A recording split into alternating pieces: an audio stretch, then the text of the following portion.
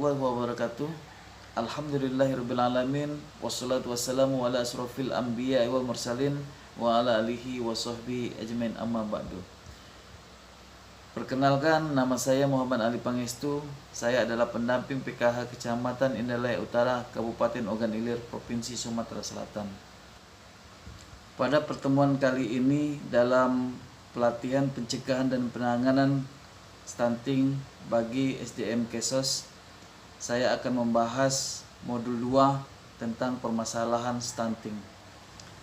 Pada pertemuan kali ini, dengan adanya pembelajaran materi pembahasan permasalahan stunting ini, diharapkan kepada seluruh masyarakat, khususnya keluarga penerima manfaat, mempunyai kesadaran terhadap permasalahan stunting, sehingga masyarakat, khususnya keluarga penerima manfaat, bisa berperan aktif dalam pencegahan dan penanganan stunting.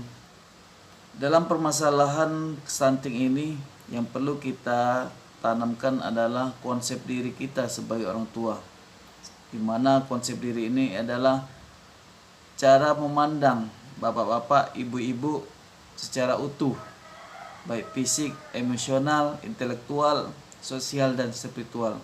Sehingga dengan adanya pemahaman konsep diri ini, muncullah pengenalan diri bapak-bapak dan ibu-ibu.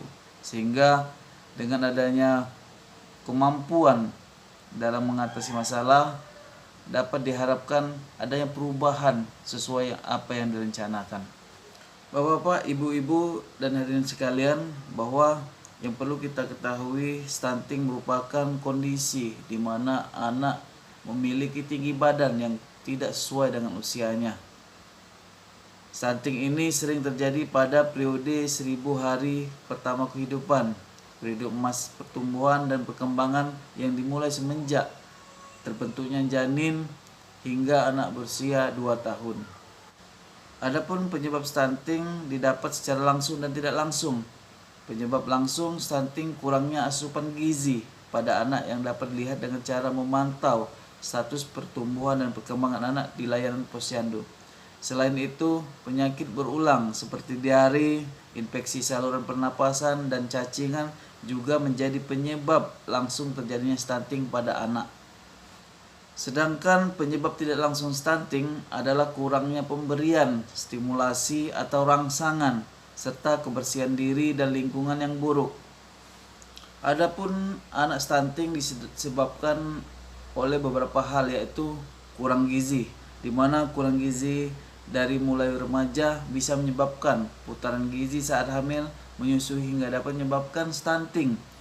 Terus kurang imunisasi, tidak imunisasi akan menyebabkan anak muda sakit sehingga menyebabkan stunting.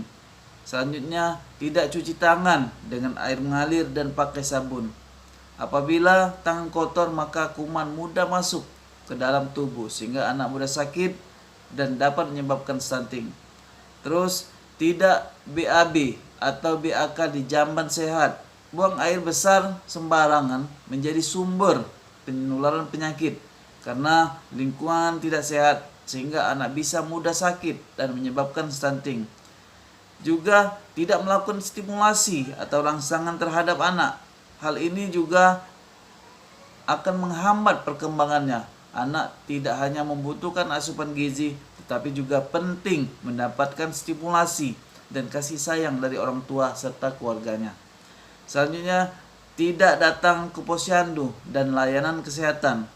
Ini merupakan hal penting karena dengan adanya layanan posyandu dan layanan kesehatan, perkembangan anak terpantau sehingga tinggi dan berat badannya sesuai usianya. Adapun dampak stunting merupakan ancaman utama terhadap kualitas manusia Indonesia, di mana anak stunting akan terganggu pertumbuhan fisiknya, bertubuh pendek, melainkan juga terganggu perkembangan otaknya yang sangat mempengaruhi kemampuan dan prestasinya di sekolah, produktivitas dan kreativitas di usia-usia produktif. Adapun pengaruh stunting pada anak balita, yang pertama, pertumbuhan anak terhambat, di mana tinggi dan berat badannya tidak sesuai. Kedua, daya tangkap anak kurang maksimal. Ketiga, prestasi anak di bidang akademik kurang baik. Keempat, anak cenderung pendek dibandingkan teman seusianya. Dan yang kelima, anak mudah terserang penyakit. Anak yang terkena stunting akan menyebabkan 3G. G yang pertama yaitu gagal tumbuh. G yang kedua adalah gagal kembang. Dan G yang ketiga adalah gagal metabolisme. Gagal tumbuh merupakan kondisi di mana berat badannya tidak sesuai. Sedangkan gagal kembang adalah kondisi anak mengalami keterlambatan atau tertahannya pertumbuhan fisik tubuhnya. Sedangkan gagal metabolisme mempengaruhi produksi sel tubuh anak. Pada permasalahan stunting ini, bapak-bapak dan ibu-ibu serta saudara-saudara mempunyai peran penting untuk mendukung pencegahan dan penanganan stunting. Di antaranya, perhatikan gizi anak dalam 1000 hari pertama kehidupan, dimulai sejak masa kehamilan hingga anak berusia 2 tahun. Selanjutnya, cuci tangan pakai sabun dengan air bersih yang mengalir sesuai dengan protokol kesehatan. Selanjutnya, buang air besar di jamban sehat. Terus, lindungi anak dari penyakit berbahaya dengan selalu imunisasi lengkap dan tepat waktu. Selanjutnya, pemberian stimulasi pada janin dan bayi baru lahir sampai dengan usia 6 tahun. Selanjutnya, mengakses layanan masyarakat dan informasi yang tepat. Jika bapak-bapak, ibu-ibu, dan saudara-saudara menemukan anak stunting, warga dan masyarakat perlu melakukan beberapa hal. Di antaranya, yang pertama, informasikan kepada SDM Kesos, petugas layanan kesehatan, ataupun kader yang lain yang berperan di desa masing-masing. Kedua, berikan gizi dan nutrisi yang baik. Yang ketiga, berikan stimulasi pada anak. Yang keempat, tidak memberikan pelabelan dan mengolok-olok anak stunting tersebut. Jadi dari pertemuan kita kali ini, untuk mencegah anak stunting, orang tua, keluarga, dan masyarakat dapat memanfaatkan potensi yang ada. Terus, stunting dapat dicegah dengan pemberian makanan bergizi seimbang pada masa kehamilan hingga anak usia 2 tahun, mengakses layanan kesehatan dan informasi yang tepat, memberikan stimulasi dan menjaga kebersihan diri serta lingkungan. Untuk menangani anak yang stunting, ketika terdapat anak stunting, keluarga dan lingkungan tidak mengolok-olok anak tersebut. Terus memastikan keluarga mengakses rujukan layanan untuk mengurangi dampak stunting pada anak.